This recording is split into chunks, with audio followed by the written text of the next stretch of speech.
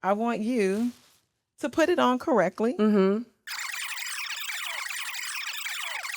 I think you've done this before because you she just covered it.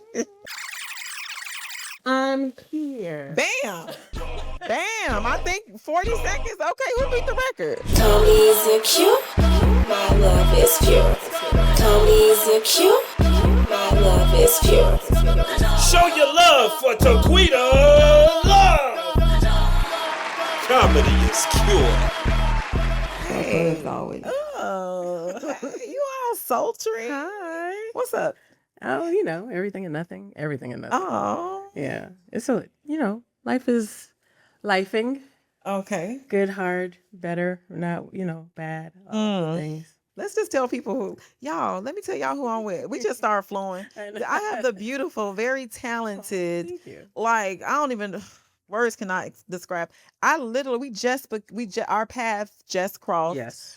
In the last, 2 or 3 months, maybe? Yeah. In April. Yeah. Nikea Gamby-Turner. Yes. That is it. I guess, did it roll off like I needed it to roll off? Because I'm hot. We old friends.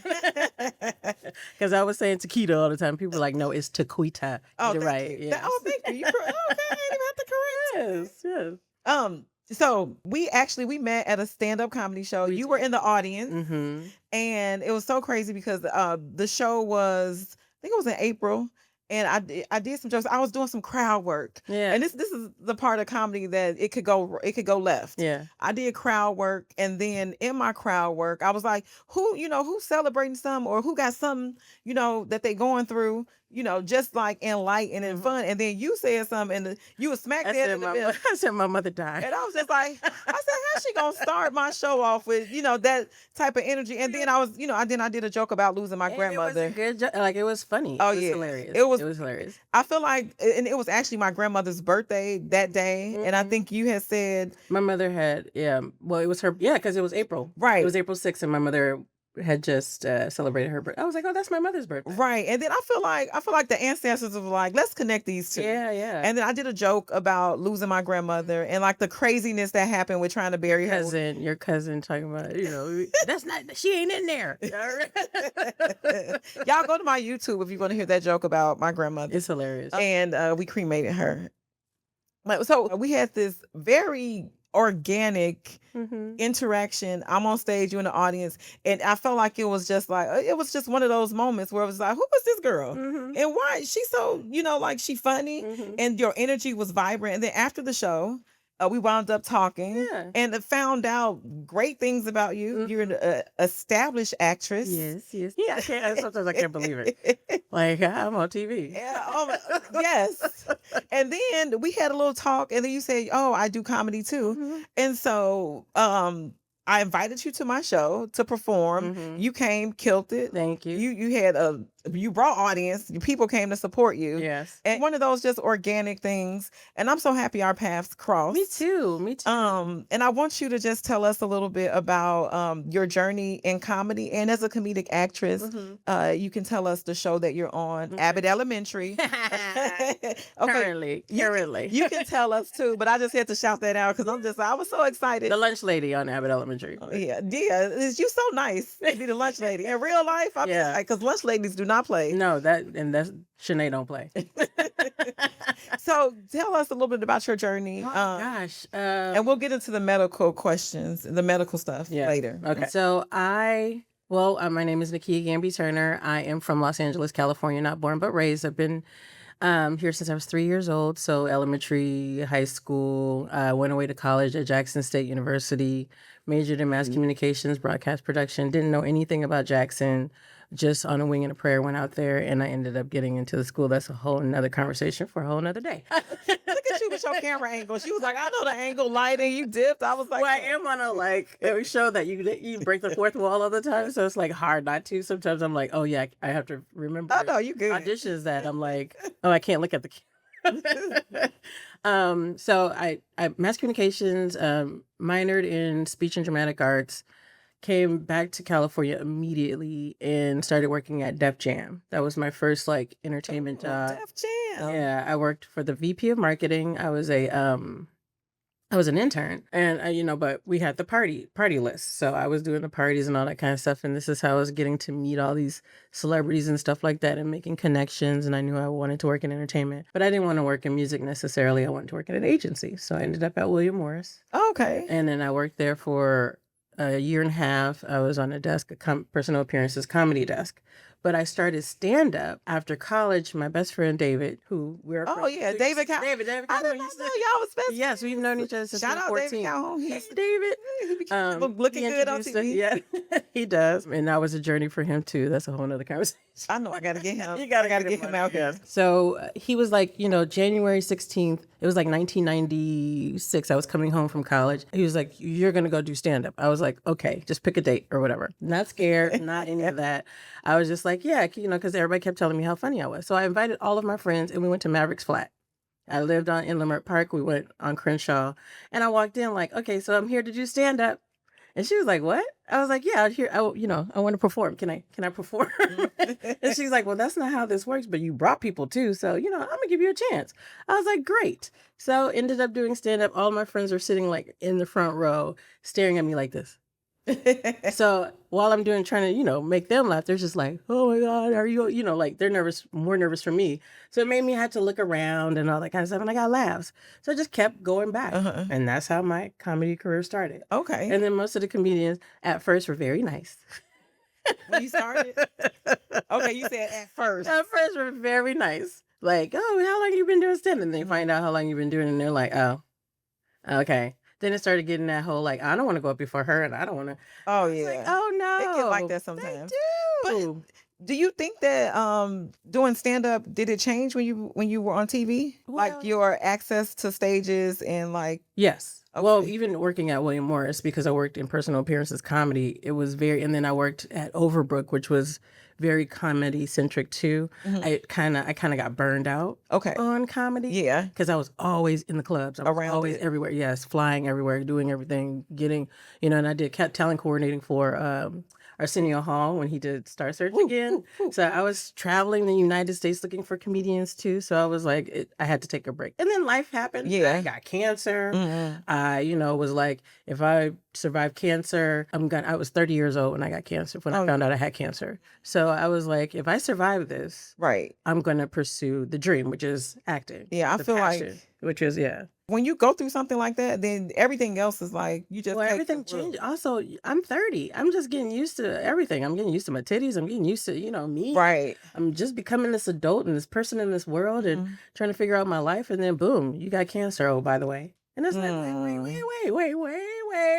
Yeah, and I remember giving you the survivor shout out at my show too when you actually were on my show. Years. Yes, y'all, 21 years. Okay, yeah. If you don't believe it can happen, yes, it can. This is living proof right here. Okay, but also it was a big spiral because I also was like, am I actually gonna live? Like, did I make good decisions about what I want to do with my body and all that kind of stuff? It was one of those things where I kind of had this range of emotions like, oh, I'm alive and this is great. But also, now I have to figure out dating and I don't have titties and la la la. And I'm not. You know what? I wanted to, another reason why we connected is a lot of people don't know that my background is oncology. Yeah. So my job as a nurse, pediatric oncology transplant. Mm-hmm. So that's how I started. I lost my grandmother to throat cancer growing up. And so that was my why. I was in the hospital. They was like, okay, so would you want to work with seizure patients or cancer patients? Yeah. And because I had lost my grandmother, I was just like, that's where I want to go. Yeah. And it shapes how you live, it definitely does. And I think from watching people go through having the disease and going through the treatments and having the ups and downs. The downs are very very down. I will say, like they, I ate all their food. I ain't gonna lie.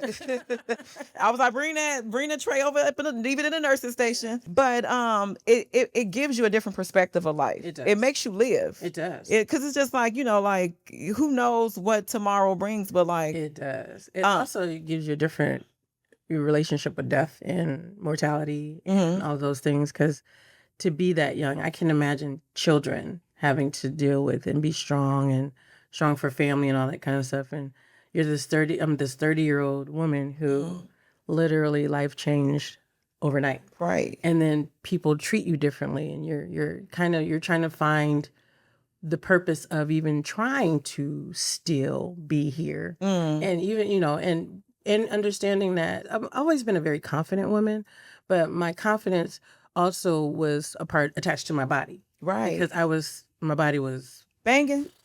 Child. Girl, why you not to toot it, but beat, baby. I had I need to see that picture. I will show you the pictures, child. My body was like Was it Brick House? You know the song? No, I had 6-pack abs. I was very in the gym, very, I was boxing, I was doing all these things. Again, my body was the thing that was leading.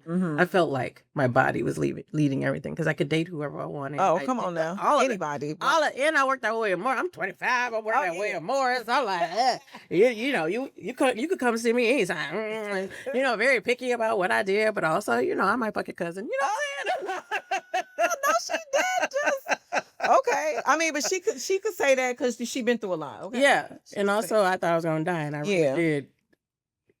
Fuck a lot of I went. You know what? I went. You ain't gotta put it on blast. I don't care. I mean, I see the outfit. I know you know how to do it. I know you know how to get down with the get down. Yes. So and also it's just the truth. The truth is, there are certain things, and I don't feel bad about those things. It was something that I did at a time where I wasn't able to handle what was going on in my life. Yeah. So, then I also tried to throw myself in the ocean. Oh, no. Like, I was not happy. Oh, I was not. Thank God. Yeah. You look at you now. Yeah. So I want to revisit the career. Okay. And I know that off on that. Well. No, you fine. This is a part of your journey. Yeah. And I want to know, so what was the pivotal point in your career after dealing with the cancer? Because you said it was 21 years ago. Okay. Oh, sorry. So right after I found out I had cancer, I went to a job and I went back to a job because I didn't have a job during the time that I found out I was pursuing acting. And what type? It was breast cancer. Okay. So I was pursuing acting at the time. I was in class. I was learning how to audition. I was the key student so that I could be the reader. So I was learning how to do the thing because I have survived cancer. So here's me going to be this actor. And here I am. Oh, so my job at Overbrook was over. Their deal was done at Universal. And so I remember praying one night, just really till 5:00 in the morning. And I could go to work pretty much any time, but we had to be there around 9:30. This day I walked into work and was 10:30 and I'm still getting some cereal and stuff. And it was really dead in the office. And I'm like, what's going on here? And then so as soon as I walk upstairs after this prayer, I'm up till 5 in the morning, just Lord, please let my life be different. If you want me to pursue acting, I don't know what I'm doing. I feel like I'm kind of, and this was before I found out I had cancer. So I was saying this prayer, is acting what I'm supposed to do? If it is, you'll let me know, give me a sign. And as soon as I walked into the office with my cereal, the door swings open and one of our executives were like, Nikea, get in here. And I was like, okay. And she was like, did you hear the news? And I was like, what? She was like, we're all being laid off. I was like, oh, cool. Right.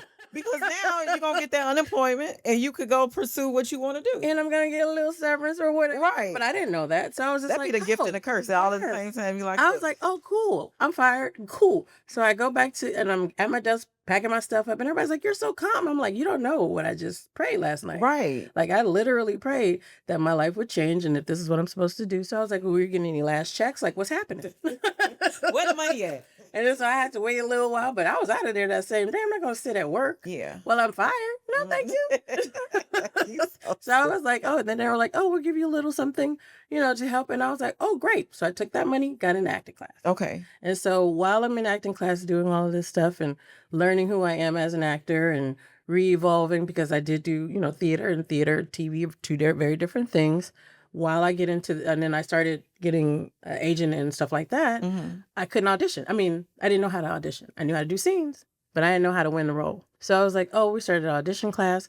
And in the middle of that class is when I found out that I had breast cancer.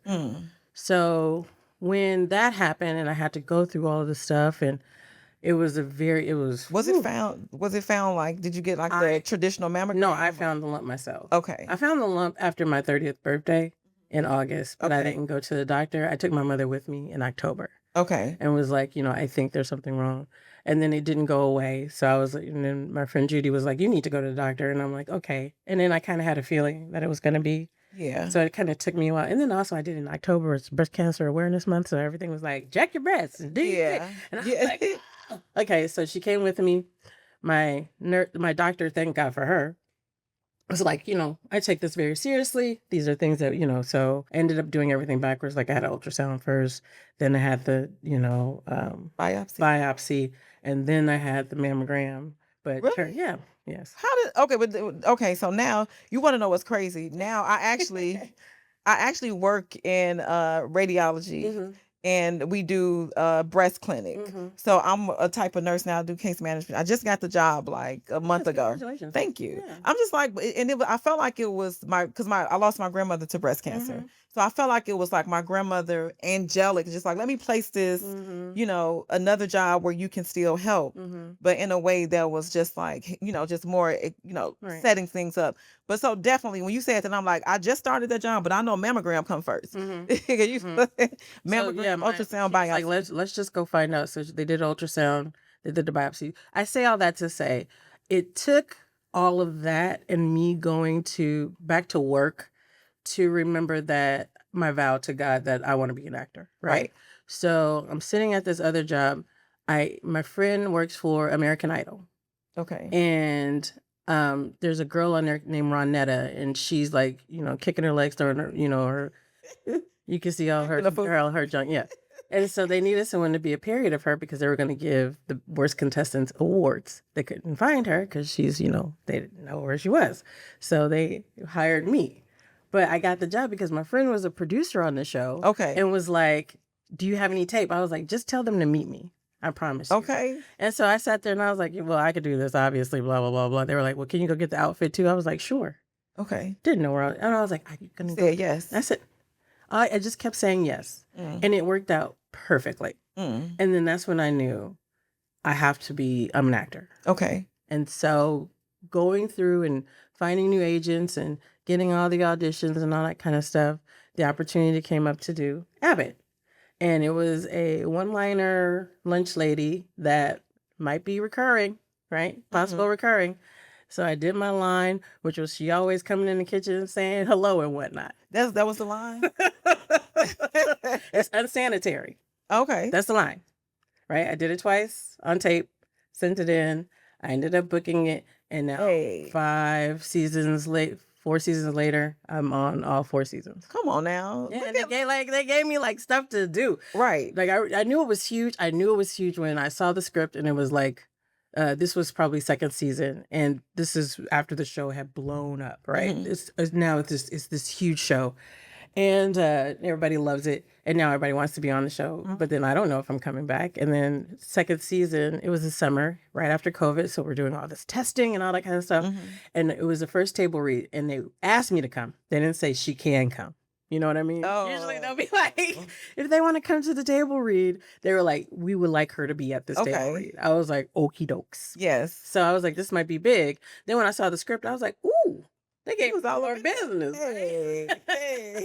So I was like, okay. But then when I got on, and I'm always early. Even when I'm late, I'm early. So I'm always the first one there. Plus, I want to know my surroundings. I want to know what's happening. And they had this table read in the Warner Brothers, like, theater on the lot. So it was like, welcome back, Abbott Elementary. And then it was like a big deal. Of the networks. It was all the networks that work for, and then people were there physically as well. So we're being taped, and and people lose jobs at table reads. Even though I've done the job, that doesn't necessarily mean that's crazy. Like, come read. It's like, you know what? No, get out of here. No, they're just like, we're gonna go a different way, or we want to do. So I was like, this is big. Like I was so nervous, but I also was like, I know what I'm doing, and let me just go in here and like, okay, own it. Okay, it's okay. And then I like flubbed a line, and I was like, oh my God, I'm gonna be fired. And everything's gotta go on, la la la. But I totally did that to myself. But it ended up being like the greatest experience. When you're somewhere to be of service. I know that this show has led me a lot of eyes. And people still can't, my name is Nikea Gamby-Turner. Half people don't know how to spell my name. Or it's like, okay, I'm here. I'm not really worried, about that. But Yeah. I do get recognized for the character. Also, I don't look anything like the character. That's right. Because I'm just like, of course, the lunch lady do not be coming like this fly. No. So I like when I go to set. So Quinta always says like I have to tell people who you are because you don't look anything like the character, and which is I'm like, okay, that means I'm doing a pretty good job as an actor, right? So that has really, plus all the other stuff, but this show has really helped me find the actor in me, and helps me understand that I can do this, like, and I'm gonna keep doing it. And it's not just comedy. Like I've done Dahmer, I do drama. I don't want to get I'm a do stand up. I don't want to get pigeonholed into a thing. I want to do action. I want to do sci-fi. I love sci-fi. So those are all the things that I'm looking forward to doing. And I feel like this is definitely a good launching pad. Like I have 43 acting credits on mine. Okay. And the majority of them are co-star. Okay. But I have a few guest star and recurrings. So yeah, it's been Let's go starring. Let's go starring. Yes. So now it's time for a series reg. Yes. Time for a series reg. I hope so much that you get it. Thank you. And this is the world of creating your own too. It is. So it's just like, and I have pitched and pitching and getting to know some of the newer writers too and all that kind of stuff, because it's an interesting thing switching. You're the person that everybody's searching for when you're an executive, and you have all this carte blanche, but when you're the actor, everybody's just kind of like, right. Oh, okay. You too. Oh, you know what I mean? Oh, you want a job from me? Well, maybe. You know what I mean? But there is a component of just that leveling up, because I will see people's names and credits that are actors, and then at the end I'm like, oh look, they let oh she directed this, and I think that like it's important as artists to know, like, there's so many hats you can wear. Yes. And so when it's you should wear all those hats. You have to wear all those hats, because we're still not allowed to do a lot of things that we should be doing, just being able to just do. You know what I mean? Or someone's always trying to tell us you got to have these people in here. We don't get to introduce a lot of actors anymore. Yeah. But also I think we kind of stigmatize it as well. So we believe those things too. And also we don't often have a lot of patience when it comes to stuff like that, because we can fight for what we want to, but we also want to get the thing done. Right. So how much are you going to fight, and how much are you going to, because I want to have something on TV and I want something to be viable. But I would like encourage, because I've done this for a very long time, and this was always my argument, that we have to have a little more patience when it comes to the people who are going to, or you want to produce our stuff, because they'll take it and change it into something that it wasn't. And then you're like, oh, I wish I had, and I wish I could have. And maybe if we just waited that one more month or that one more year, everything would have fallen into place. Yeah. You know what I mean? I think it's that component of being okay with saying no or not now. That's what I mean. Yeah. Just because we don't have the patience for that, because when it looks good, or you could do it yourself. Like what was that comedian's name?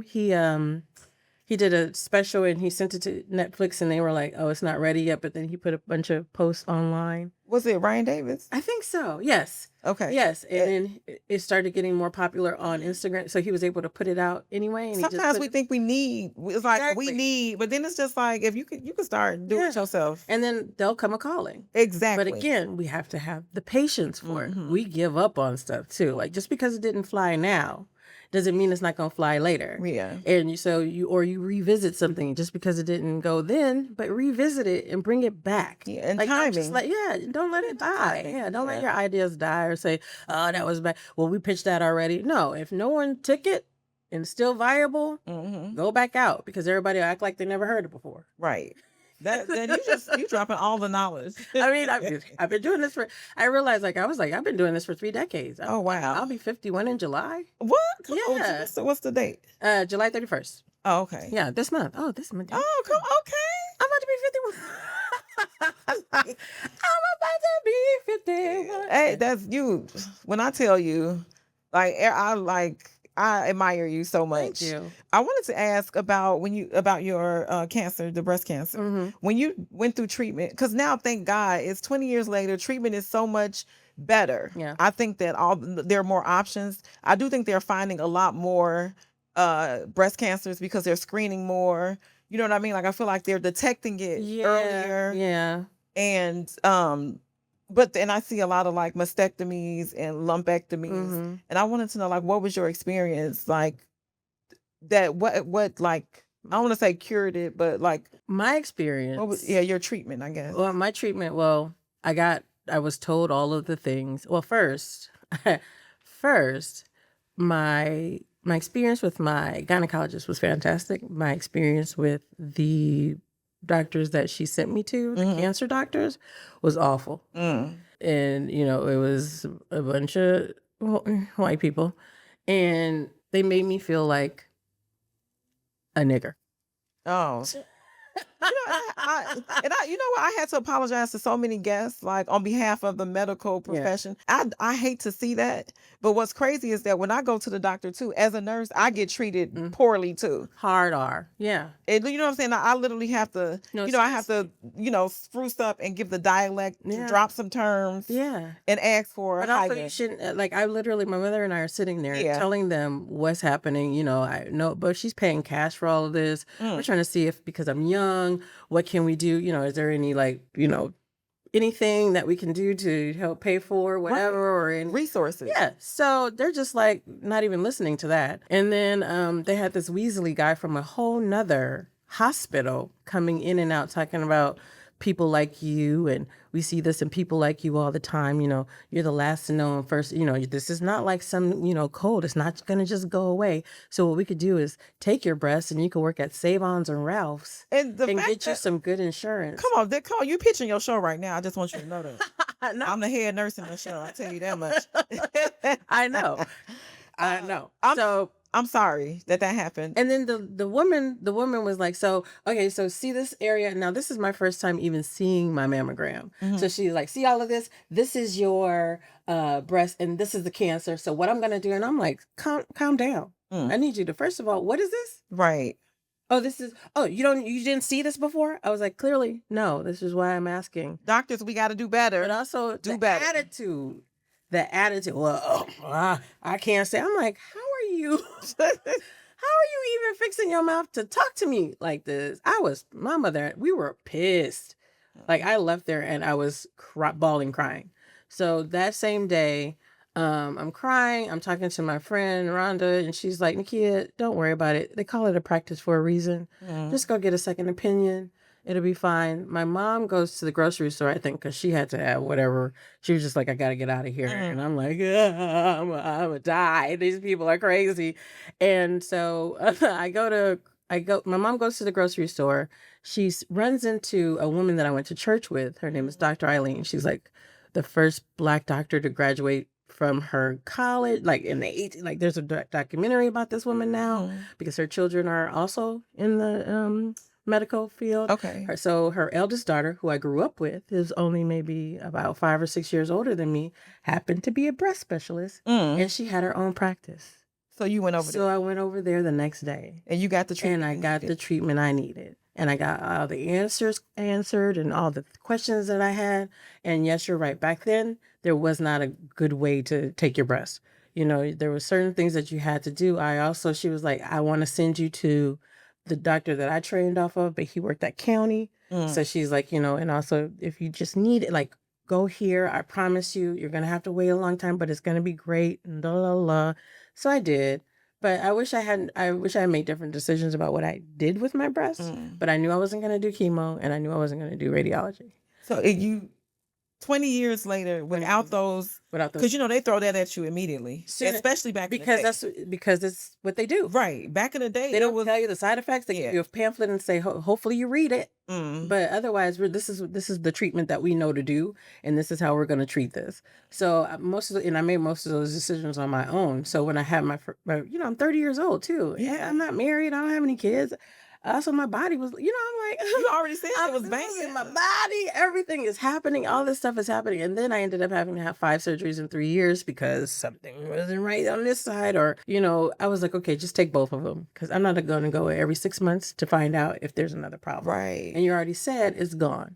So I went to the oncologist for 5 years after.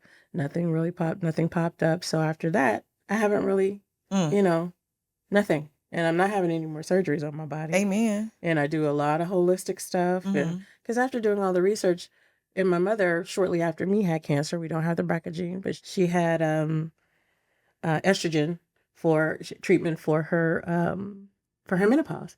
And I took the pill for about a year to help regulate my, womanly stuff, my period, right? So I got cancer because of the pill, and she got cancer because of the estrogen treatment. But it doesn't run in our family.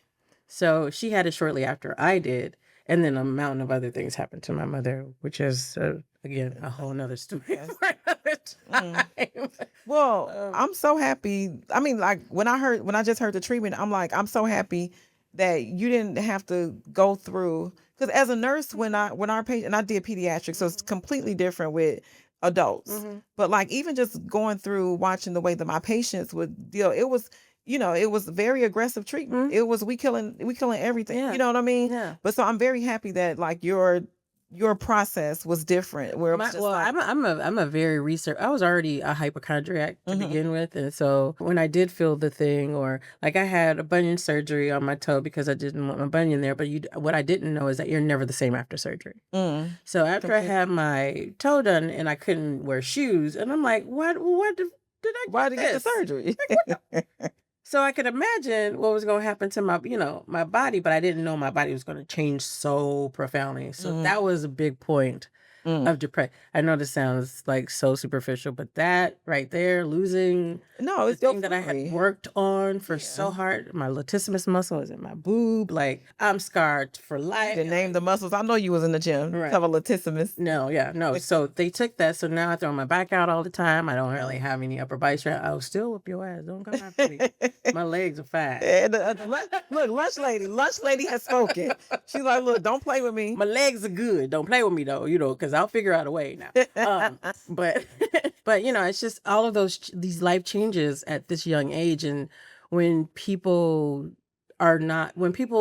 then you're dealing with your peers, right? You're dealing with people who are not your age, who are 60, 70 years old. Like, girl, my husband don't care. I don't have it. Yeah, but you have a whole husband and you're 70 years old. Yeah. And everybody's experience is different. So, and you can't minimize somebody's experience. No. What's important to you may not be important to somebody else. You know what I'm saying? But thank God that you're here. Yes. And all that little drama with the first people that didn't know what they was doing or, didn't treat you right. Look at you now. I know, but I bet they probably like, oh, we should have treated her better. No, God, number one, power. Come on. Definitely changes things. And he saw fit to allow me to still be here. So I literally had to get over myself. I had to get over myself and whatever was going on. And I had to love this entirely. And it shows. That I could be on the show and do all of these things. And it's funny because even though I had this body, I wasn't working. And then my body changed and now, right, kaboom, right? So what you thought this is where you're supposed to. It's perspective. Come on. Okay, so I know you spend time in the hospital. So I'm going to ask you some questions. I just like a little like when people find out I'm a nurse, they're like, oh, how are you doing how are you being a nurse and a comedian? It's like, how do you do both? So I like to challenge my guests. Okay. To see, could you survive a day in my world? I like a quiz show. I like a quiz. But before I get started, I do want you, if there's anything you could tell, like a PSA to people out there about getting mammograms or awareness, then this will be your break the fourth wall, tell people, like a little. Okay. Take care of business. So if there is something that you are thinking about doing, or there's something that you feel is off about your body, I think we all know and can tell when something doesn't feel right. And I would highly suggest that you go to any doctor, whether it be a holistic doctor, or if you believe in this medical system in the way that you do and you have the right and correct doctors who you believe will tell you the correct information, then you should absolutely go. If you go and find somebody that doesn't give you correct information, don't immediately believe those people either, because it may not be correct information. It is very, very important to get a second and probably even a third opinion sometimes. And I know that it's inconvenient and it doesn't always feel good because you're being told something, but that's not always the end all be all. So if you heard what I just said, you would know that thank God we went for a second opinion and go with those doctors who were still going to make me feel less than. You know what I mean? So if that's anything that I can say right now is that. And advocate for yourself and your parents and make sure you know everything that everybody is talking about. And if your question is not answered, make them answer the question. Tell them that's not what I'm asking. And please listen to what I'm saying because it's repetitive. It's a system. It's still a system. All these people go and learn the same thing and they use those things on you. And sometimes you have to think outside the box. Thank you. Oh, such a practice. Okay, so we finna get into the trivia, and I'm gonna put my lab coat on so you know it's real. Okay. I'm excited. I get nervous when I try to be on game shows and then my brain goes, ah. Okay, so I have a few questions for you. Because you spent time in the hospitals, I'm pretty sure some of these will be a breeze. The first question is, what does DNR stand for? Do not resuscitate. Yes. And the other thing I want to tell you, disclaimer, you don't have to know the answers. If you don't, just, do you make some stuff up? Okay. What does SOB mean in the medical chart? Son of a bitch. That too. I feel like for me, I'll be like, it means shortness of breath. Yeah. But if somebody get on my nerves, I might be like, you know what? Oh, he got SOB. Right, he got SOB. Yeah. He got SOB. You got SOB. I know what it means. Yeah, shortness. Okay, shortness of breath. What number do you call in a medical emergency? In a medical, I think it's is it 611 or 311? I know it's not 911. I mean, it's not medical emergency, like 911. Of course, okay. I was like, oh, girl. I was like, oh, wait. What's well, the because I was thinking about non-emergencies, so it kind of just I'm sorry.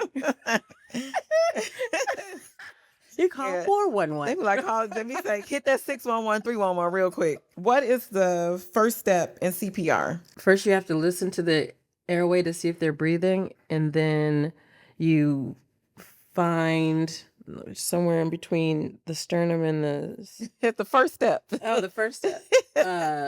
Listen to see if they're breathing? That's almost. Or compressions? First, you check the consciousness. Oh, are you... So I'd be like, because you ever see it be like, hey, are you okay? Yeah. That's the first thing you say. And if, yeah, that's it. Oh, I thought you... I feel like I just gonna go start pounding on somebody. No, I was like, listen. You go, hello, are you breathing?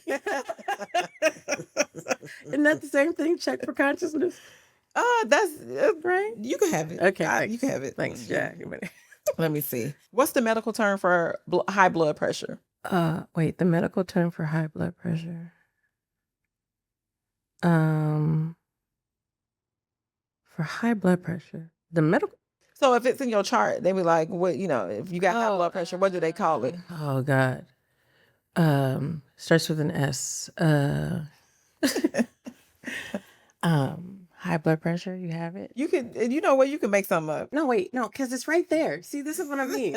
Like, I'll be like, it's right there. And I can't think of hypertension. Yeah. Okay.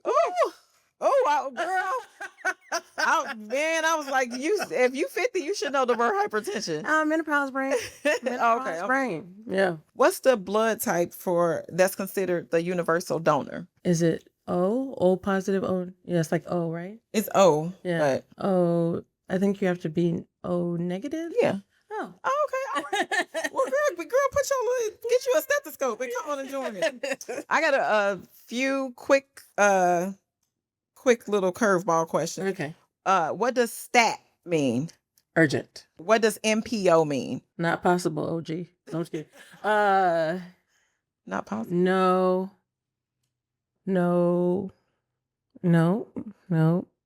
MPO. You had surgery.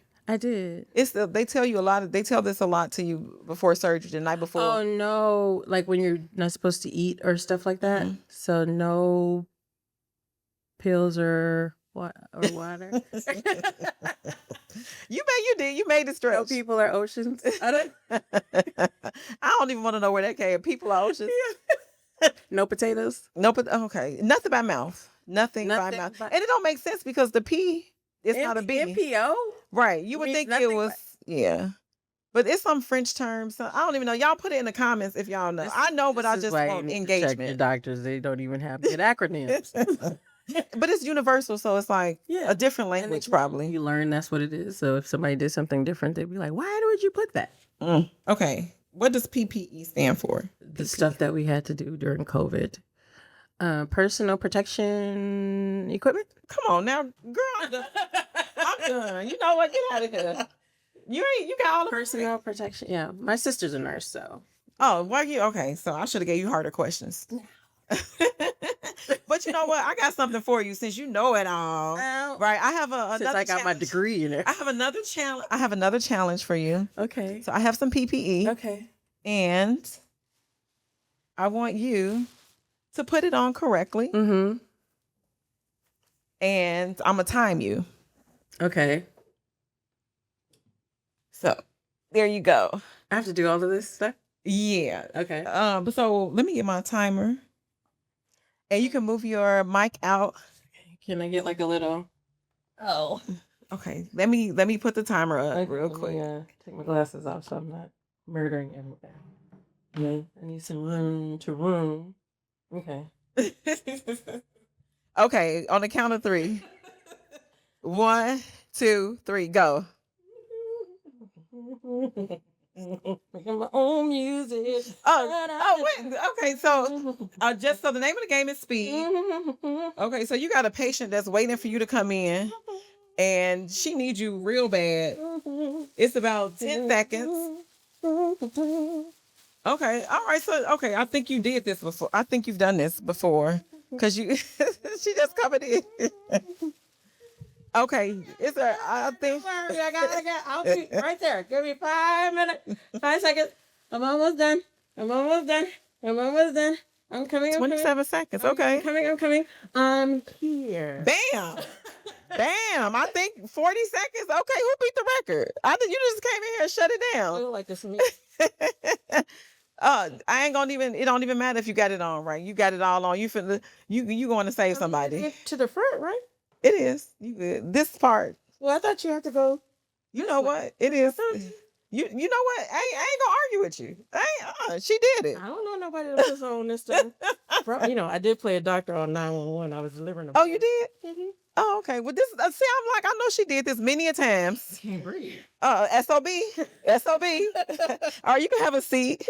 And if you don't mind, to the camera, tell them your name and how you did with the PPE challenge. You are in first place. You are like literally the fastest. I'm gonna be the winner forever. Yes. Yeah, because nobody's gonna be as fast as me. You know why? Oh, you can. Huh? You can take your mask down. Why? Oh, can you hear good? Okay. She was like, she in character. I forgot. We got a real actress here. I mean, this is what people gotta do every day. It's a little foggy in here, but Okay. I mean, I feel good about the people. At least I know that when I do play another doctor, I got it down pat. Also, it's my job to learn how to do this stuff and make it look good. Right. Okay. So let's get one more and say your name. Like, this is Nikea, and I've just survived the PPE challenge. And then say whatever you killed it. What's up? My name is Nikea Gamby-Turner, and I just murdered this PPE challenge. Nobody finna beat me because also I gave myself some challenge music. That's the trick, I guess. You gotta, get a rhythm going, put everything on, and it's on well. Let me just tell you. Oh yeah, she put the footies on. Okay. Holla. Thank you so much. You can, if you want to take it off, you can. I don't think I do. You let people know where they can find you. Oh, okay. Yeah, you got when you get your when you plug yourself, you got. You can find me on Instagram. I'm okay. I'm here. OKAY. The letter I, the letter M here, or my name Nikea Gamby-Turner, and that's Nike with an A or IKEA with an N. The first name. Now I know you're gonna be like, what is she talking about? Nikea. Okay. So Nikea Gamby-Turner on all of the things, Instagram, and I have TikTok too, but I don't really use it. So. Oh, Oh, thank y'all. Thank you so much. Hey, what's up? It's Taquita Love. And I think we got like the fastest PPE person here, Nikea Gamby-Turner. Y'all need to watch this episode. You're going to learn something. And the girl is on fire. Just be on the lookout, okay? They say laughter is the best medicine, but here, comedy is the cure. See y'all next time. Like, comment, subscribe. Tony's a cute, my love is pure. Tony's a cute, my love is pure. Show your love for Taquita